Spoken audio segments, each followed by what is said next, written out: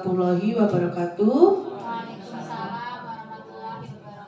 Selamat siang, salam sejahtera untuk kita semua. Yang terhormat Bapak Kepala Sekolah SDN Ciracas 09 Pagi, Bapak Syafaat SPD MSI. Yang sama-sama kita hormati Bapak Wakil Kepala Sekolah, Bapak Suprayitno SPD, dan juga Bapak dan Ibu Guru SDN Ciracas 09 Pagi. Pertama-tama marilah kita panjatkan puji syukur kehadirat Allah Subhanahu wa taala yang telah melimpahkan rahmat serta karunia-Nya kepada kita semua, sehingga pada kesempatan yang berbahagia ini, pada siang hari ini, kita masih diberikan nikmat yang sangat luar biasa, yaitu nikmat sehat walafiat. Amin amin ya rabbal alamin. Salawat serta salam kita haturkan kepada junjungan kita Nabi besar Muhammad Sallallahu Alaihi Wasallam beserta sahabatnya. Semoga kelak di padang mahsyur kita mendapatkan syafaatnya. Amin amin ya rabbal alamin. Baik Bapak Ibu Guru yang saya hormati, sebelumnya saya ucapkan terima kasih atas kehadiran Bapak dan Ibu Guru untuk mengikuti kegiatan pada siang hari ini pada tugas saya sebagai calon guru penggerak angkatan ke-9 pada pengimbasan modul 1.4 tentang budaya positif. Perkenalkan, nama saya Budi Rahayu, calon guru penggerak angkatan 9 DKI Jakarta.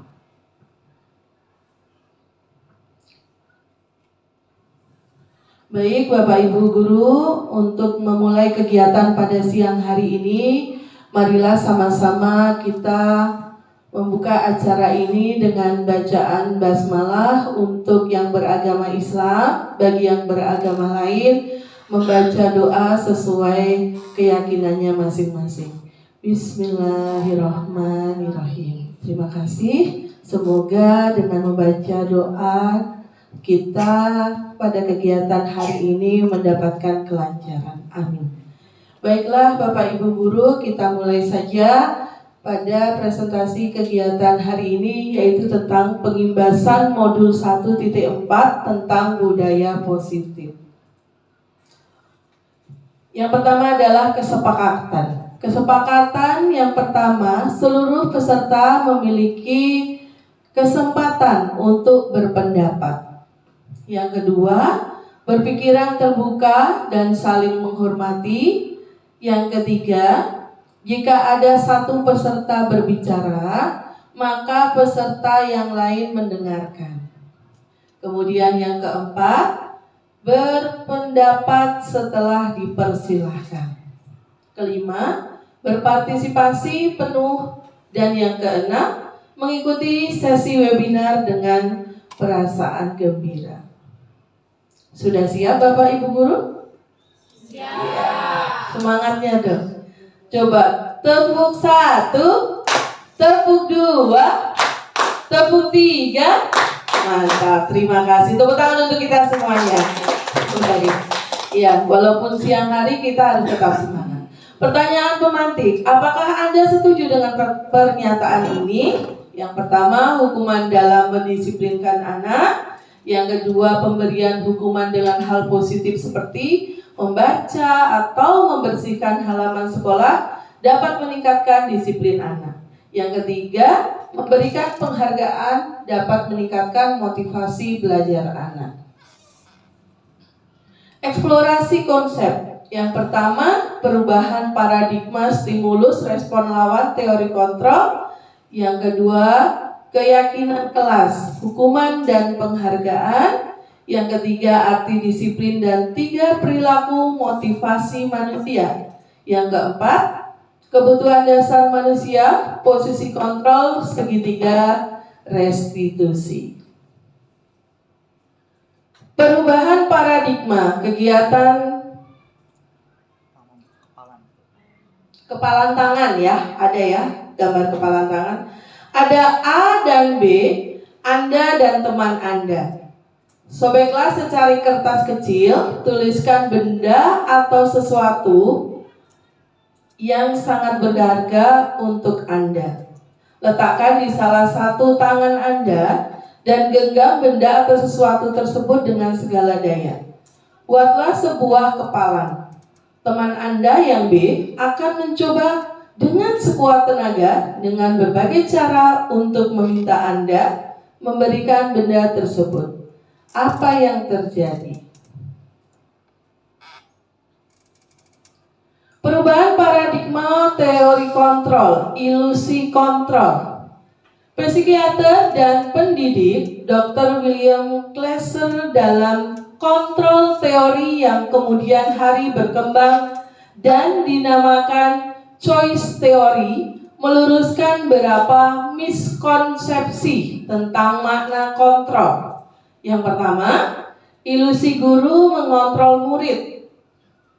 Yang kedua, ilusi bahwa kritik dan membuat orang merasa bersalah dapat menguatkan karakter. Yang ketiga, ilusi bahwa semua penguatan positif efektif dan bermanfaat. Yang keempat, ilusi bahwa orang dewasa memiliki hak untuk memaksa. Perubahan paradigma stimulus respon teori kontrol. Bisakah kita mengontrol seseorang? Stimulus respon dan teori kontrol. Salah satunya, kita mencoba mengubah orang agar berpandangan sama dengan kita. Kemudian teori kontrolnya, kita berusaha memahami pandangan orang lain tentang dunia. Yang kedua, perilaku buruk dilihat sebagai suatu kesalahan. Kemudian teori kontrolnya, semua perilaku memiliki tujuan. Stimulus respon selanjutnya, orang lain bisa mengontrol saya. Teori kontrolnya, hanya Anda yang bisa mengontrol diri Anda. Saya bisa mengontrol orang lain. Anda tidak bisa mengontrol orang lain. Pemaksaan ada pada saat bujukan gagal. Kolaborasi dan konsensus menciptakan pilihan-pilihan baru. Model berpikir menang atau kalah, model berpikir menang-menang. Apakah makna disiplin? Diane Golson dalam bukunya Restructuring School Discipline pada tahun 2001, Diane menyatakan bahwa arti dari kata disiplin berasal dari bahasa Latin, disciplin, yang artinya belajar. Kata disiplin juga berasal dari akar kata yang sama dengan disciple atau murid atau pengikut. Disiplin diri dapat membuat seseorang menggali potensinya menuju kepada sebuah tujuan mulia, sesuatu yang dihargai dan bermakna. Namun dalam budaya kita, makna kata disiplin dimaknai menjadi sesuatu yang dilakukan seseorang pada orang lain untuk mendapatkan kepatuhan. Kita cenderung menghubungkan kata disiplin dengan ketidaknyamanan. Nilai-nilai kebajikan universal. Nilai-nilai kebajikan adalah sifat-sifat positif manusia yang merupakan tujuan mulia yang ingin dicapai setiap individu. Nilai-nilai tersebut bersifat universal, lintas agama, suku, bangsa, dan ras. Dengan mengaitkan nilai-nilai kebajikan yang diyakini seseorang, maka motivasi intrinsiknya akan terbangun sehingga menggerakkan motivasi dari dalam untuk dapat mencapai tujuan mulia yang diinginkan. Diane Golson, 1998. Nilai-nilai kebajikan yang ingin dicapai oleh setiap anak Indonesia kita kenal dengan profil pelajar Pancasila. Teori motivasi perilaku manusia.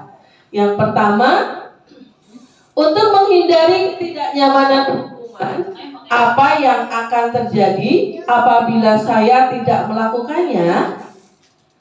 Motivasi eksternal. Kemudian motivasi eksternalnya untuk mendapatkan imbalan dari orang lain atau institusi. Apa yang akan saya dapatkan apabila saya melakukannya? Yang ketiga, untuk menghargai diri sendiri menjadi insan sesuai harapan kita. Saya akan menjadi orang yang seperti apabila saya melakukannya. Motivasi internal, tujuan disiplin positif.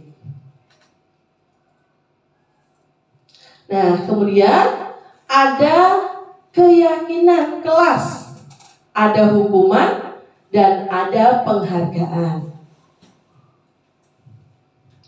Mengapa tidak peraturan saja? Mengapa harus keyakinan kelas?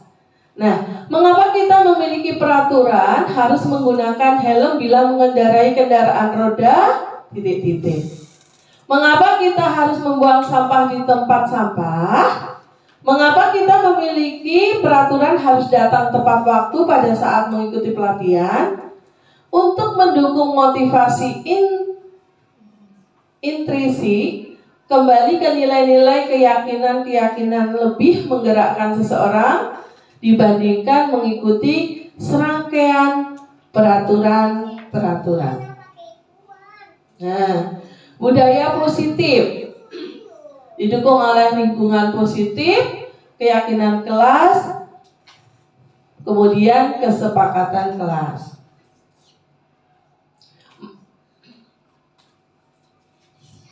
Mana yang merupakan keyakinan kelas? Ada di sebelah kiri dan kanan. Kalau yang hijau ini kesepakatan kelas. Datang tepat waktu, mengucapkan salam, menjaga kebersihan sekolah. Nah ini. Kemudian yang sebelah kanan kesepakatan kelas. Kami guru dan murid yang saling menyayangi. Kami murid yang semangat belajar. Kami murid yang peduli dengan teman-teman. Nah itu. Mana yang merupakan keyakinan kelas? Yang kanan apa yang kiri Bapak Ibu guru?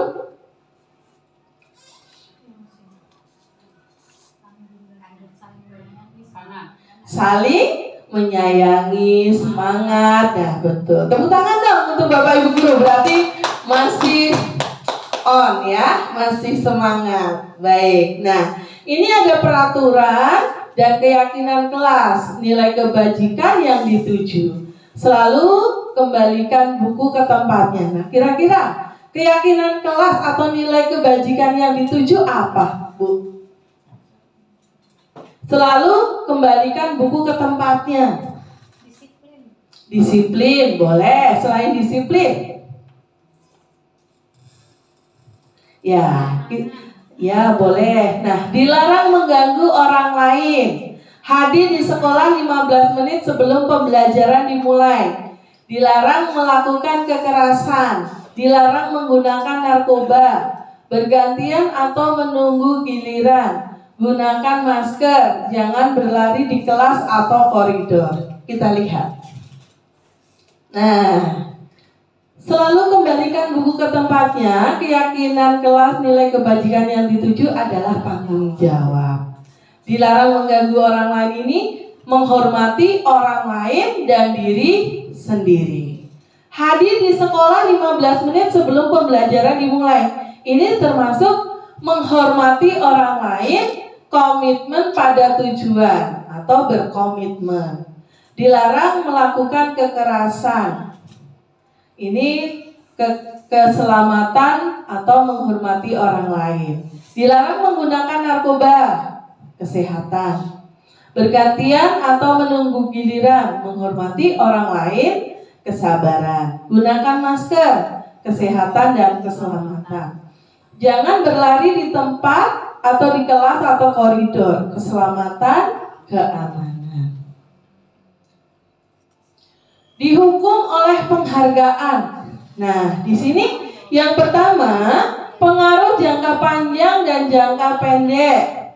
Yang kedua, penghargaan tidak efektif. Yang ketiga, penghargaan merusak hubungan. Nah, pengaruh jangka panjang dan jangka pendek, jika kita menggunakan penghargaan lagi dan lagi, maka orang tersebut akan bergantung pada penghargaan yang diberikan serta kehilangan motivasi dari dalam.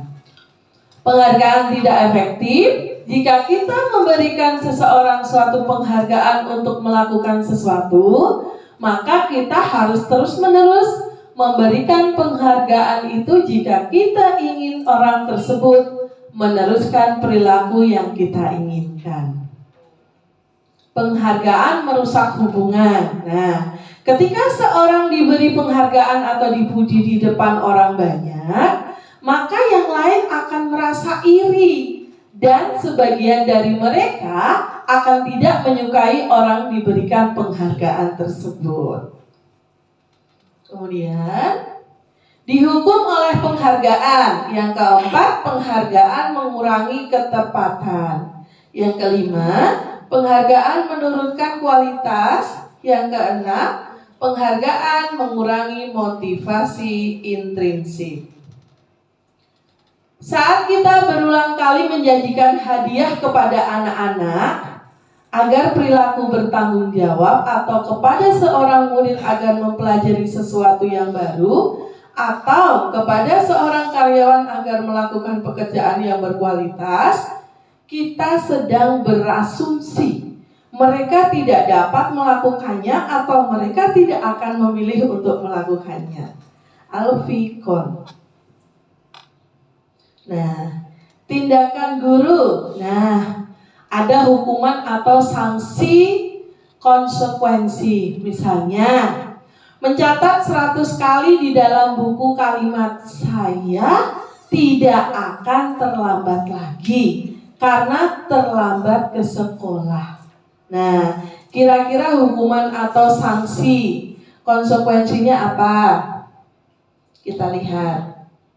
Nah, hukuman. Nah, misalnya lari mengelilingi lapangan basket 2 kali karena terlambat hadir di sekolah. Hukuman.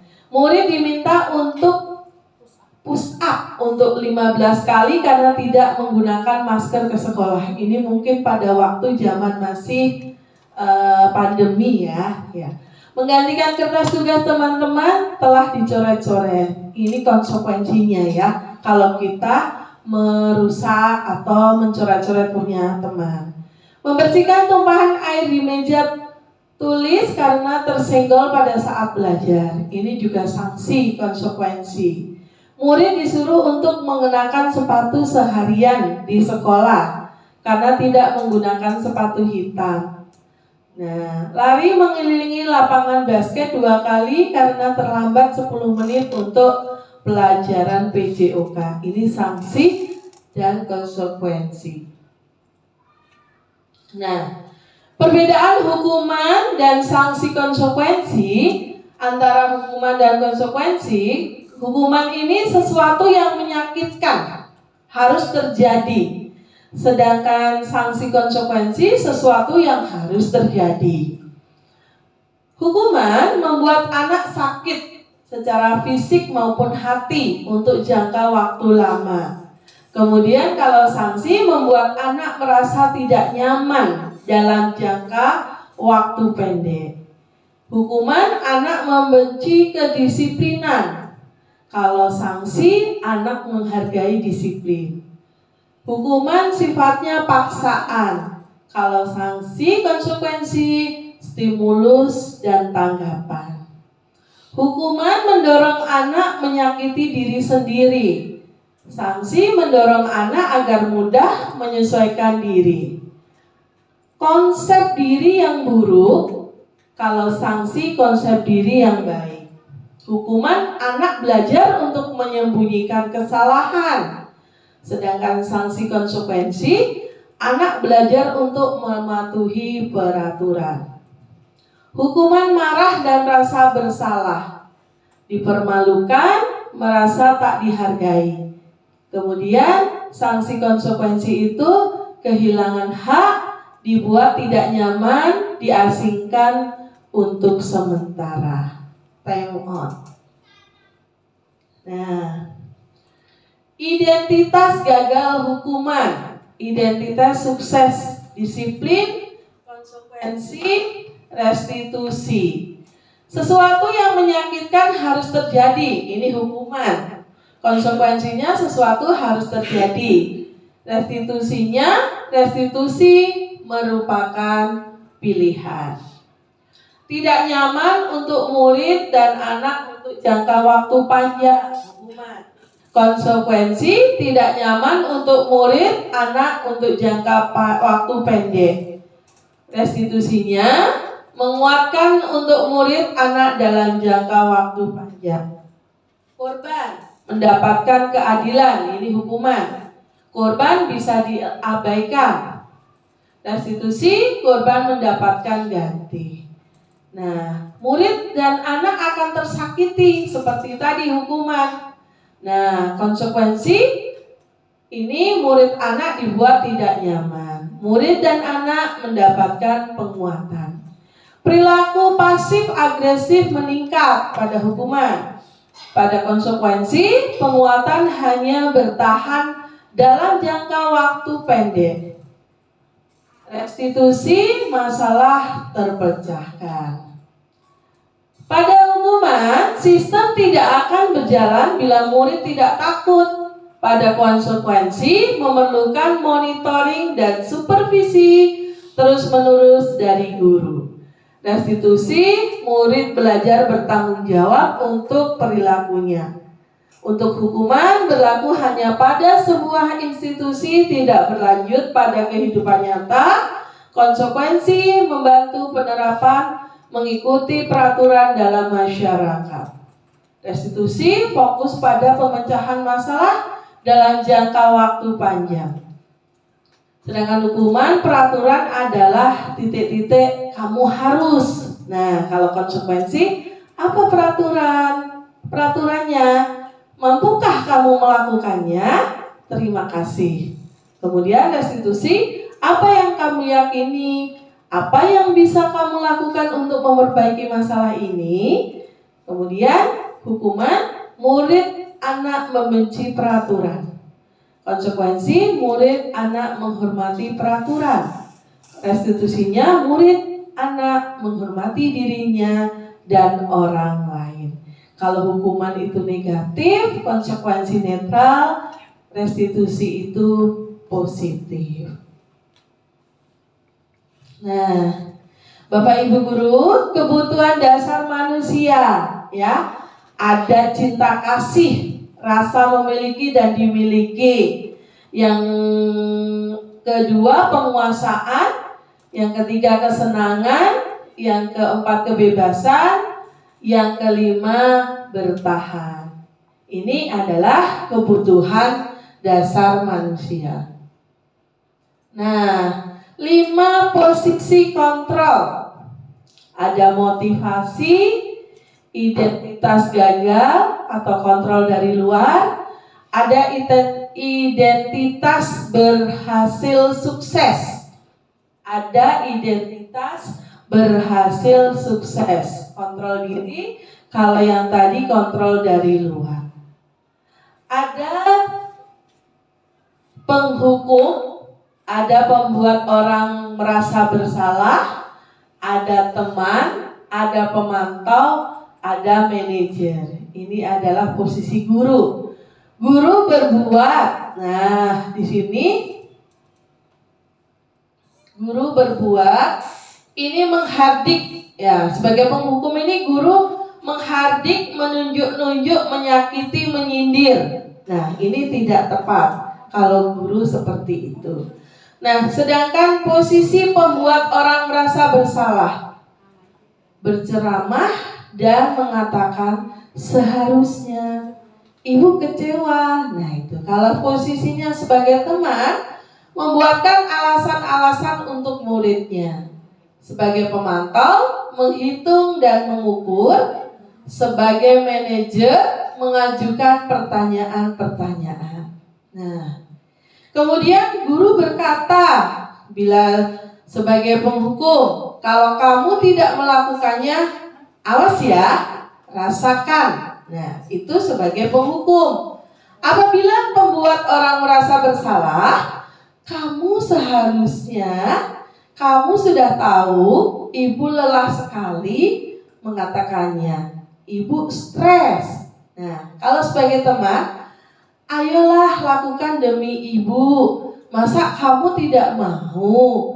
Ingat tidak ibu pernah bantu? Nah, kalau sebagai pemantau, apa peraturannya? Nah, kemudian sebagai manajer, apa yang kita yakini, apa yang kita bisa kau kerjakan untuk memperbaiki masalah ini. Nah, kemudian hasil, memberontak, menyalahkan orang lain, berbohong. Nah, ini sifatnya penghukum. Menyembunyikan, menyangkal, berbohong. Ini membuat orang merasa bersalah. Teman, ketergantungan. Pemantau, menyesuaikan diri bila diawasi. Sebagai manajer, menguatkan pribadi.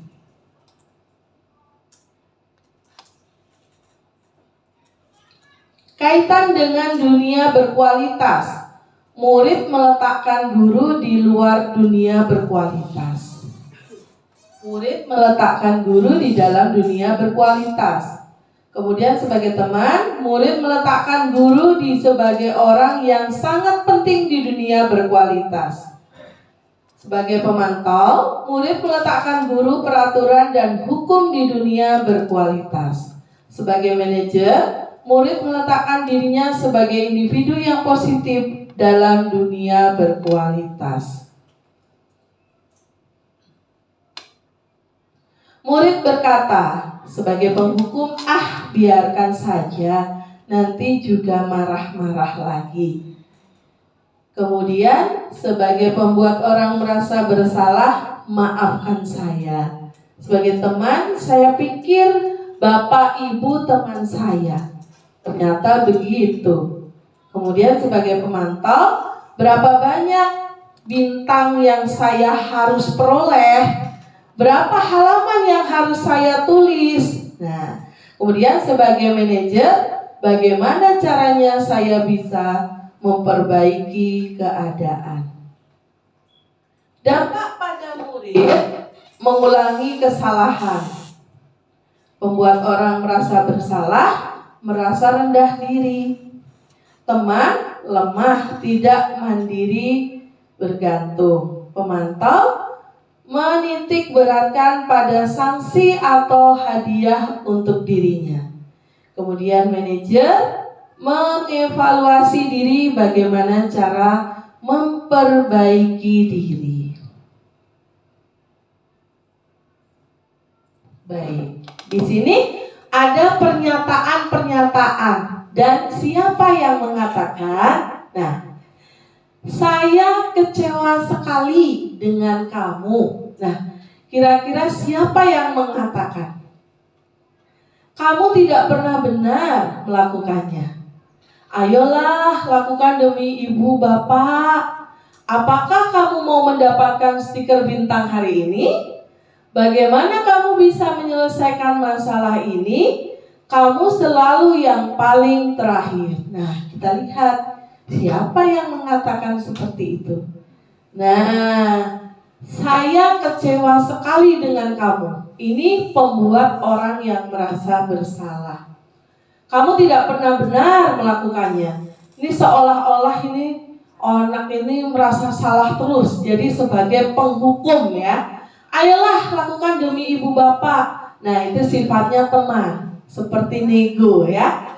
Apakah kamu mau mendapatkan stiker bintang hari ini? Pemantau. Bagaimana kamu bisa menyelesaikan masalah ini? Ini manajer. Kamu selalu yang paling terakhir. Ini juga sifatnya penghukum. Selanjutnya kita akan berbicara tentang restitusi. Apa itu restitusi? Restitusi adalah proses menciptakan kondisi bagi murid untuk memperbaiki kesalahan mereka sehingga mereka bisa kembali pada kelompok mereka dengan karakter yang lebih kuat. Gosen tahun 2004. 9 ciri restitusi. Yang pertama, bukan untuk menebus kesalahan, namun untuk belajar dari kesalahan. Yang kedua, memperbaiki hubungan. Yang ketiga, tawaran bukan paksaan. Yang keempat, restitusi menuntun untuk melihat ke dalam diri. Yang kelima, restitusi mencari kebutuhan dasar yang mendasari tindakan. Yang keenam, restitusi diri adalah cara yang paling baik. Ketujuh, restitusi fokus pada karakter bukan tindakan. Yang kedelapan, restitusi fokus pada solusi. Yang kesembilan, restitusi mengembalikan murid yang berbuat salah pada kelompoknya. Nah, ini segitiga restitusi. Ada validasi tindakan yang salah, menanyakan keyakinan, menstabilkan identitas. Nah, kamu tentu punya alasan mengapa melakukan itu. Adakah cara yang lebih efektif untuk mendapatkan apa yang kamu butuhkan? Keyakinan kelas apa yang telah kita sepakati? Kamu ingin menjadi orang yang seperti apa? Setiap orang pasti pernah melakukan kesalahan. Kamu bukan satu-satunya yang pernah melakukan ini. Terima kasih. Mungkin dari saya cukup sekian tentang pembahasan budaya positif. Mungkin dari Bapak Ibu guru yang sudah menyimak dari awal sampai akhir pada pemaparan saya ini, mungkin ada yang akan memberikan masukan, silahkan.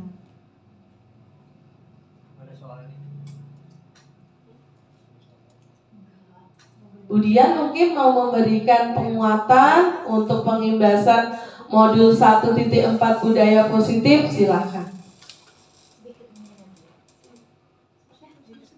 Ya, ke depan.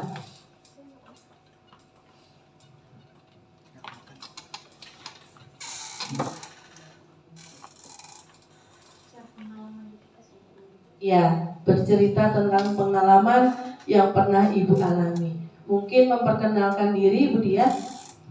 Ya. Baik, terima kasih Bu Budi dan rekan-rekan semuanya atas kesempatan yang diberikan. Mungkin sedikit pengalaman Bu Budi ya tentang budaya positif. Alhamdulillah sebetulnya kalau untuk tadi ada hukuman, ada konsekuensi ya. Memang paling susah banget nih kita sebagai guru itu untuk nggak berikan hukuman pada siswa, betul nggak? Siapa di sini yang masih hukuman? Saya juga masih suka gitu, karena mungkin kita berpikirnya itu akan lebih efektif ketika kita memberikan hukuman kepada siswa. Tapi ternyata setelah tadi Bu Budi memaparkan itu kurang tepat ya. Jadi ada yang namanya konsekuensi atau sanksi. Dan yang saya pahami di sini, kalau hukuman itu memang anak melakukan apa, kita kasih hukuman tidak sesuai dengan kesalahan yang dia perbuat. Tapi kalau sanksi atau konsekuensi itu disesuaikan dengan kesalahan sama peraturan kesalahan yang mereka perbuat. Contoh, tadi ada di situ suruh lari keliling lapangan karena dia telat memasuki pelajaran PJOK ya, telat berapa menit gitu. Terus suruh mengitari lapangan. Mungkin kita berpikirnya itu adalah hukuman, tapi ternyata itu adalah konsekuensi karena kesalahan yang mereka buat itu sesuai dengan sanksi yang mereka dapat sesuai dengan kesalahan yang mereka buat gitu. Kalau mungkin konteksnya bukan di pelajaran PJOK itu menjadi hukuman, tapi karena ini konteksnya di pelajaran PJOK, oh ternyata itu adalah sanksi untuk dia gitu. Jadi ketika kita memberikan sanksi atau konsekuensi memang harus ya Bu Budi disesuaikan dengan kesalahan yang anak perbuat. Kayak tadi dia menumpahkan minuman, sanksinya apa? Ya harus mengelak atau membersihkan. Atau menumpahkan minuman teman, berarti sanksinya harus menggantikan minuman yang dia tumpahkan, gitu kan ya. Nah, jadi yang saya dapat di sini adalah bagaimana caranya kita bisa mengurangi hukuman kepada siswa. Satu lagi dengan penghargaan, Bu Budi. Penghargaan di sini bagi saya ya, mungkin dari awal-awal itu, setiap anak dikasih penghargaan gitu. Memang awalnya bagus untuk anak ya, Tapi ketika kita terus-terusan memberikan penghargaan, itu malah jadi mereka berpikirnya, dia terus yang dapat penghargaan, Bu gurunya cuma fokus sama si satu anak ini doang. Jadi kita malas untuk kompetisi jadinya si anak gitu. Jadi ternyata penghargaan itu ada plus minusnya. Itu yang saya dapat dari yang Bu Budi sampaikan tadi gitu. Jadi benar ya, sebagai guru itu Bu Budi, kita harus bisa memahami karakteristik anak juga. Terus kalau misalnya kita memberikan sanksi atau hukuman, dilihat juga jadinya kesalahan dari si anak itu bagaimana. Mungkin itu bukti. Terima kasih atas kesempatannya. Terima kasih untuk Bu Dian. Kasih aplaus dong teman-teman.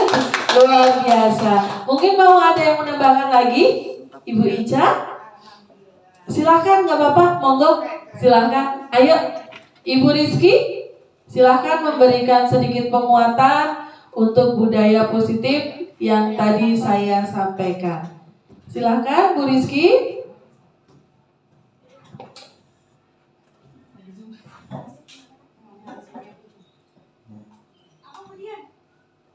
Keyakinan kelas, Bu, Bu.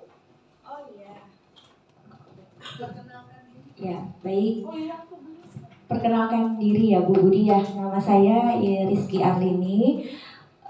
Saya guru penggerak angkatan kelima sama dengan Bu Dian tadi. Mungkin ada penguatan ya. Mungkin teman-teman masih belum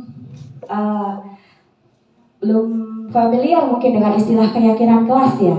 Nah, jadi yang kita ketahui adalah tentang peraturan kelas. Misalnya, jadi apa sih? Bagaimana kita mau ke disiplin positif? Apakah menggunakan peraturan kelas atau keyakinan kelas? Nah, di sini dalam modul 1.4 budaya positif ini, untuk mengembangkan budaya positif di sekolah, itu kita merujuknya kepada keyakinan kelas. Di mana pertama gini, apa bedanya peraturan dengan keyakinan? Kalau peraturan misalnya gini Bapak Ibu, coba anak-anak peraturan apa yang mau anak-anak buat misalnya? Bu, dilarang buang sampah sembarangan, itu peraturan ya Bu ya. Oke, tulis kita catat dulu deh pendapat anak. Oh, dilarang membuang sampah sembarangan. Apalagi ayo yang biasanya yang kita tidak boleh lakukan seperti itu ya. Misalnya getok-getok meja Bu. Oh iya, menggetok-getok meja. Apalagi coba kira-kira kita mau buat peraturan kelas apa lagi? Oh, dilarang buang bekas rautan misalnya ke meja. Nah, itu termasuk peraturan yang kita buat. Apakah begitu Bapak Ibu ya? Ya, seperti itu. Atau membuang sampah di laci. Nah, itu merupakan peraturan. Tapi kalau kita merujuk ke budaya positif, bagaimana penguatan anak itu secara untuk menimbulkan motivasi intrinsik. Jadi motivasi itu dari dalam.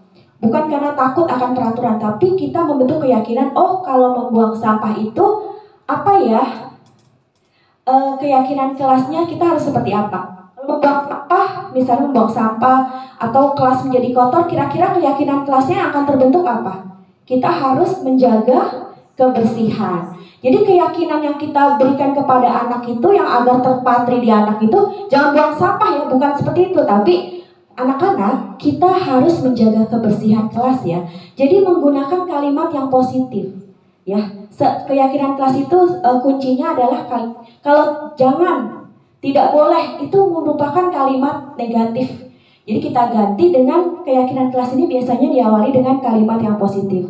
Anak-anak keyakinan kelasnya kita harus menjaga kebersihan kelas. Getok-getok atau mukul temannya, gimana nih? Jadi suasananya kan tidak boleh getok-getok, tidak boleh mukul teman, itu kan kalimat negatif. Bisa kita ganti kira-kira apa kalimat positifnya? kita harus menjaga kenyamanan kelas misalnya. Nah, kita tulis deh tuh di keyakinan kelas, kita harus menjaga kenyamanan kelas. Jadi keyakinan-keyakinan itu yang kita tanamkan ke diri anak dengan kalimat positif, diharapkan anak itu nanti, nah kembali lagi akan timbul budaya positif di lingkungan kelasnya dan berimbas nanti di lingkungan sekolah. Mungkin itu aja Bu Budi tambahan dari saya. Terima kasih. Wassalamualaikum warahmatullahi wabarakatuh. Waalaikumsalam warahmatullahi wabarakatuh. Kasih plus dong dengan Bu Rizky Ali ini. Tentunya Bapak Ibu guru jadi makin terbuka ya wawasannya tentang budaya positif ini. Tentunya demi kenyamanan dan kelancaran kegiatan belajar mengajar di SD tercinta kita, SD Ciracas 09. Mungkin ada tambahan lagi? Bu Halimah? Boleh. Bu Puji? Bu Sumini, Bu Warsina, cukup. Bu Intan, Pak Supra. Nah, mau ada tambahan? Bu Dameria, Ibu Ica, Pak Satrio.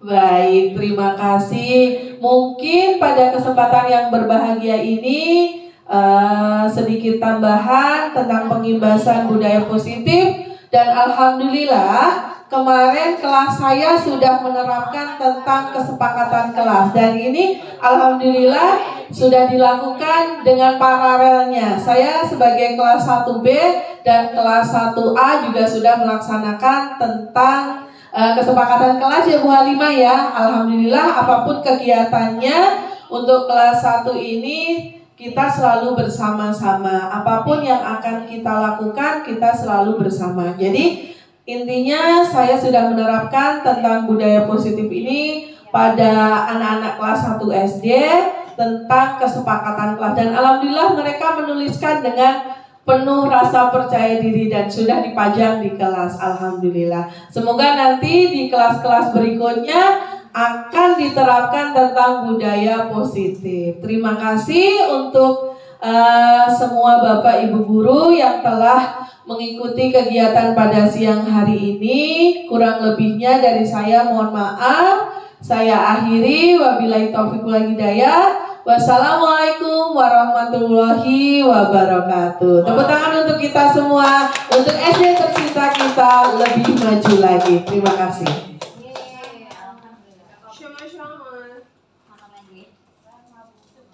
Sudah dimatikan? Sudah.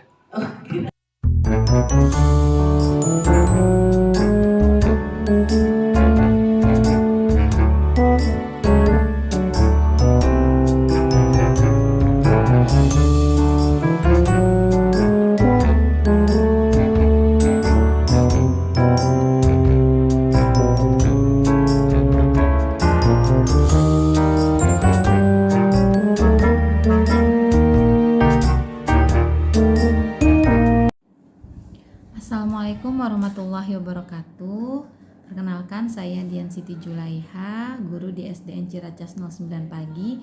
Saya adalah rekan dari Ibu Budi Rahayu. Kemarin Ibu Budi Rahayu sudah melakukan diseminasi tentang budaya positif di sekolah.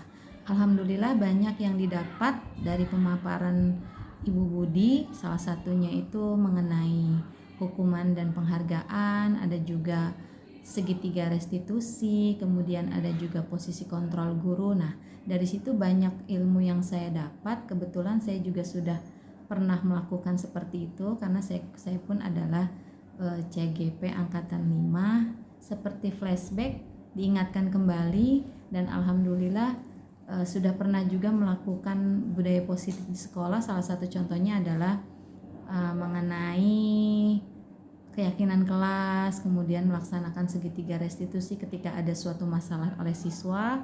Saya sudah melaksanakan itu, dan banyak hal yang positif yang saya dapat.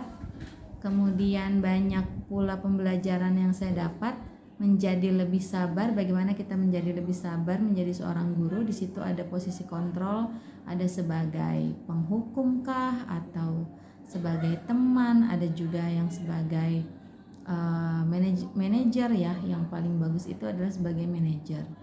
Kemudian tentang hukuman dan penghargaan, ternyata selama ini ketika kita memberikan hukuman kepada siswa itu belum tepat.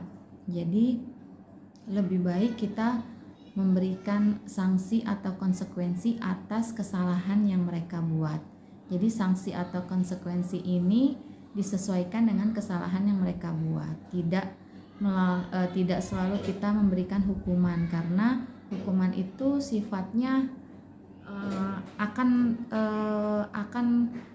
bertahan lama di dalam benak anak itu ketika dia mendapatkan hukuman. Tapi ketika dia melakukan suatu kesalahan, kita bisa melakukan pendekatan kepada anak itu melalui segitiga restitusi, di mana kita kembalikan dulu nih kepercayaan diri si anak, baru kemudian kita tanya kenapa dia bisa melakukan seperti itu, kemudian kita meminta si anak untuk menyelesaikan masalahnya sendiri. Jadi seperti itu yang disampaikan oleh Ibu Budi. Mudah-mudahan sih di SDN Ciracas 09 ini sudah banyak guru-guru yang terbuka pemikirannya mengenai budaya positif, karena budaya positif ini terlahir dari lingkungan yang positif juga. Kalau kita sebagai rekan guru sama-sama saling menguatkan, sama-sama bisa saling mengingatkan, ternyata hukuman itu tidak selamanya bisa menyelesaikan masalah atau kesalahan si anak. Tapi cobalah kita menggunakan segitiga restitusi, atau ketika kita menggunakan segitiga restitusi itu, kita memposisikan diri kita itu sebagai manajer, memposisikan guru itu sebagai manajer. Bagaimana kita tanya si anak mengapa dia bisa melakukan seperti itu, baru nanti kita kasih pertanyaan-pertanyaan pemantik yang pada akhirnya si anak itu bisa menyelesaikan masalahnya sendiri. Kita tidak boleh menjadi penghukum, tidak boleh memojokkan si anak, karena di segitiga restitusi itu ada mengembalikan posisi si anak supaya lebih stabil gitu ya, menstabilkan posisi anak seperti itu. Terus kemarin Bu Budi juga menyampaikan tentang penghargaan. Nah, jadi ada hukuman, ada penghargaan. Nah, penghargaan ini juga bagaimana penghargaan bisa menjadi efektif. Kalau kita dikasih penghargaan terus-menerus, si anak juga mungkin akan merasa dia melakukan sesuatu mengharapkan penghargaan. Tapi kalau penghargaan ini sebetulnya saya pernah mendengar penghargaan ini adalah hukuman bagi yang lain gitu. Contoh seperti ini. Ketika kita terus-menerus memberikan penghargaan kepada salah satu anak di kelas nih, kemudian yang lain tidak pernah diberikan kesempatan sama gurunya, tidak bisa mendapatkan penghargaan dari gurunya, nah si anak itu akan merasa ngapainlah saya berbuat banyak, toh guru saya juga nggak akan memberikan saya kesempatan atau memberikan saya penghargaan. Jadi ketika memberikan penghargaan, alangkah lebih baiknya mungkin tidak di depan banyak murid yang lain gitu, seperti itu ya. Kemudian apalagi ya, ada hukuman, ada penghargaan, ada segitiga restitusi, kemudian posisi kontrol kita sebagai guru. Mudah-mudahan semuanya itu bisa dilaksanakan oleh guru-guru di SDN Ciracas 09 pagi ini, terutama Ibu Budi yang saat ini sedang menjalankan program CGP, calon guru penggerak angkatan ke-9 ya Bu Budi ya. Mudah-mudahan berjalan lancar dan budaya positif ini tetap tertanam di SDN Ciracas 09 pagi. Itu mungkin kesan dan pesan saya selama mengikuti pemaparan dari Bu Budi, dan kebetulan saya juga sudah melaksanakan, ada beberapa yang sudah saya laksanakan. Tentang keyakinan kelas juga alhamdulillah sudah saya laksanakan di kelas saya saat ini, dan alhamdulillah efeknya sangat bermanfaat. Itu pendapat dari saya, kesan dan pesan dari saya. Semangat Bu Budi, salam dan bahagia. Assalamualaikum warahmatullahi wabarakatuh. Assalamualaikum warahmatullahi wabarakatuh. Saya Vika Nur Agustina, rekan dari Ibu Budi Rahayu, CGP Angkatan 9. Dari diseminasi yang sudah disampaikan oleh Ibu Budi Rahayu tentang budaya positif, hal itu memotivasi saya untuk dapat melakukannya di dalam kelas bersama anak-anak. Jadi anak-anak tidak hanya membuat kesepakatan dan merasakan peraturan. Tapi anak-anak juga yakin apa yang mereka lakukan itu benar atau tidak sesuai dengan yang sudah mereka yakini. Lalu dari segitiga restitusi, saya bisa mempelajari bahwa bagaimana menyelesaikan permasalahan yang ada di dalam kelas sesuai dengan segitiga restitusi tersebut. Demikian testimoni dari saya, kurang lebihnya mohon maaf. Assalamualaikum warahmatullahi wabarakatuh. Assalamualaikum warahmatullahi wabarakatuh. Perkenalkan, saya Siva Fauzia. Saya rekan dari Bu Budi Rahayu di SDN Ciracas 09. Saya ingin memberikan testimoni terkait diseminasi mengenai budaya positif di sekolah. Menurut saya, informasi yang diberikan Bu Budi sangatlah bermanfaat karena saya menjadi tahu tentang pemahaman membuat kesepakatan kelas bersama murid-murid saya.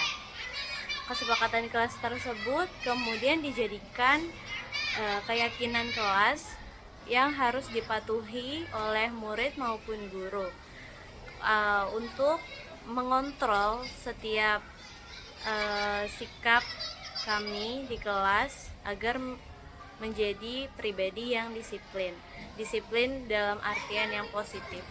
Selain itu, untuk menciptakan kelas yang nyaman dan mempunyai suasana yang menyenangkan. Baik, terima kasih. Assalamualaikum warahmatullahi wabarakatuh. Perkenalkan, nama saya Rizky Arlini, rekan sejawat dari Ibu Budi Rahayu. Tadi Ibu Budi Rahayu menjelaskan tentang disiplin positif, di mana tujuan dari disiplin positif itu adalah menanamkan motivasi pada diri murid-murid untuk menjadi apa yang mereka inginkan dan menghargai diri sendiri dengan nilai yang mereka percayai. Ini adalah motivasi yang akan membuat seseorang memiliki disiplin positif karena motivasi perilakunya bersifat internal bukan eksternal. Hal menarik yang tadi disampaikan oleh Ibu Budi adalah tentang keyakinan keras, di mana seseorang akan lebih tergerak bersemangat untuk menjalankan keyakinan daripada mengikuti serangkaian peraturan tertulis tanpa makna. Keyakinan kelas ini bersifat lebih abstrak daripada peraturan yang lebih rinci dan konkret. Tadi saya menyampaikan tambahan bahwa untuk pernyataan keyakinan kelas senantiasa dibuat dalam bentuk yang positif, tidak terlalu banyak sehingga mudah diingat dan dipahami oleh semua warga kelas. Keyakinan kelas ini hendaknya segala sesuatu yang bisa diterapkan di dalam kelas tersebut.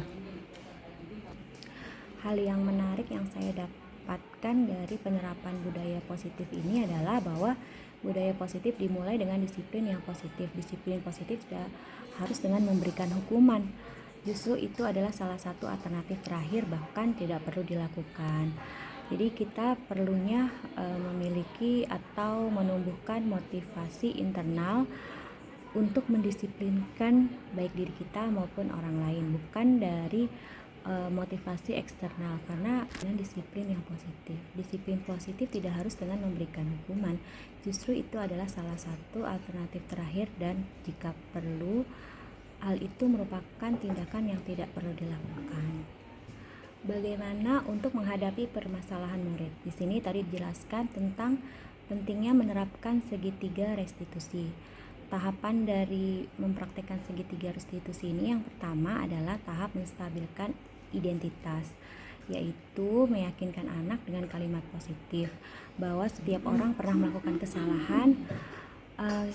Kita tidak perlu fokus terhadap kesalahan itu. Kemudian validasi tindakan yang salah. Guru harus memahami alasan dari setiap tindakan yang dilakukan tanpa menghakimi siswa. Lalu menanyakan keyakinan yang sudah dibentuk di kelas. Ketika anak sudah mendapatkan gambaran yang jelas tentang hal seperti apa yang mereka inginkan, guru dapat membantu anak untuk fokus terhadap gambaran-gambaran yang sudah tadi disampaikan dalam keyakinan kelas.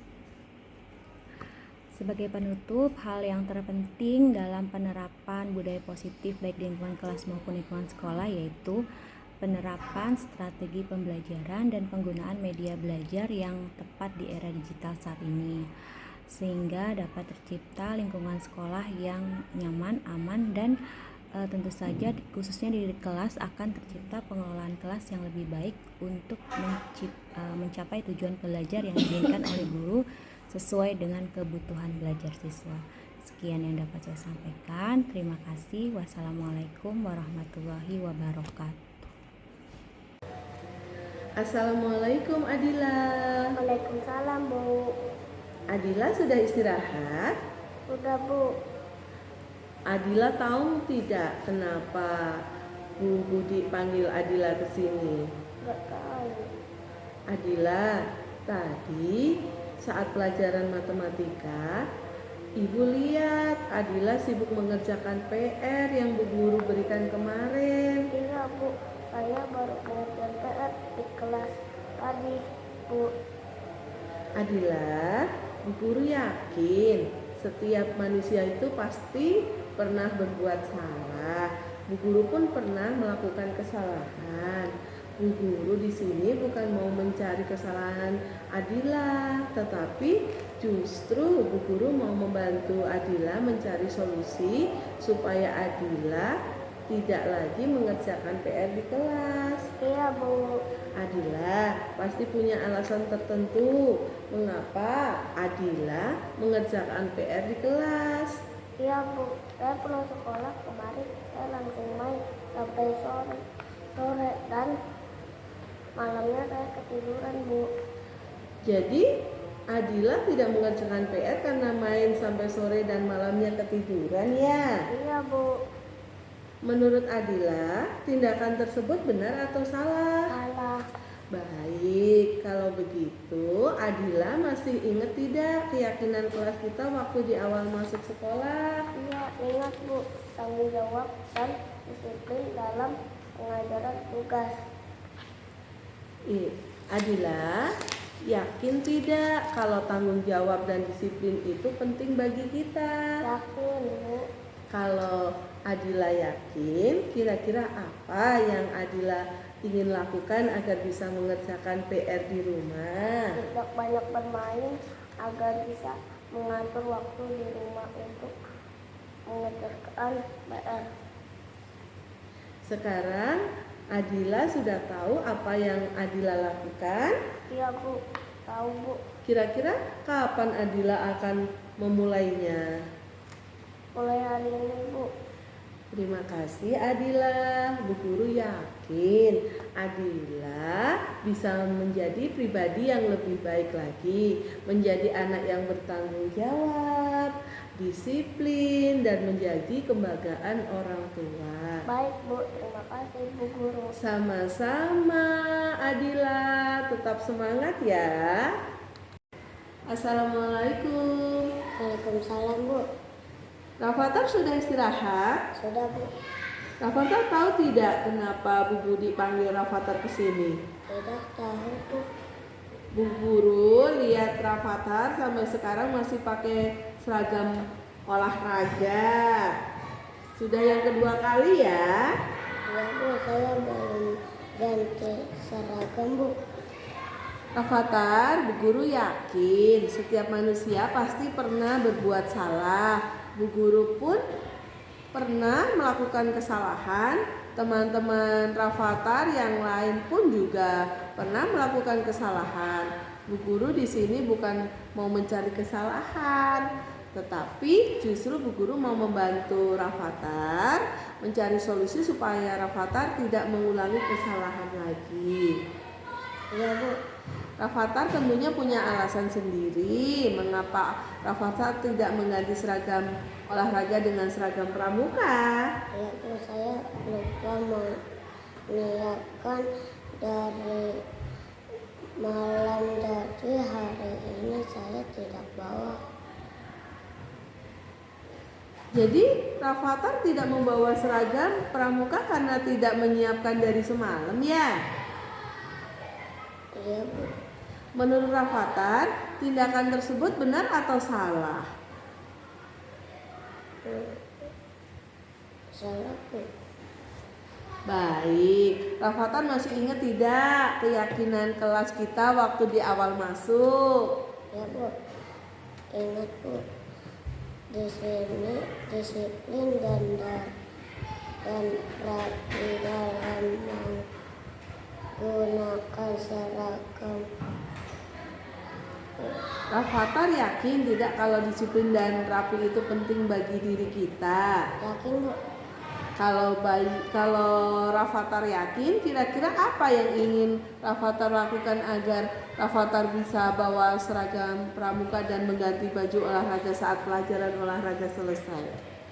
Saya harus menyiapkan seragam pramuka dari semalam Bu, agar tidak lupa bawa ke sekolah. Sekarang Rafathar sudah tahu apa yang harus Rafathar lakukan. Ya Bu, tahu Bu. Kira-kira kapan Rafathar akan memulainya? Mulai hari ini Bu. Baik, kalau begitu mulai hari ini Rafathar akan melakukan apa yang sudah dikatakan tadi ya, menyiapkan segala keperluan dari malam hari supaya tidak ada yang lupa dibawa ke sekolah. Ya Bu. Terima kasih Rafathar. Bu Guru yakin Rafathar bisa menjadi pribadi yang lebih baik lagi, menjadi anak yang bertanggung jawab, disiplin, dan menjadi kebanggaan orang tua. Baik Bu, terima kasih Bu Guru. Sama-sama Rafathar. Tetap semangat ya. Ya.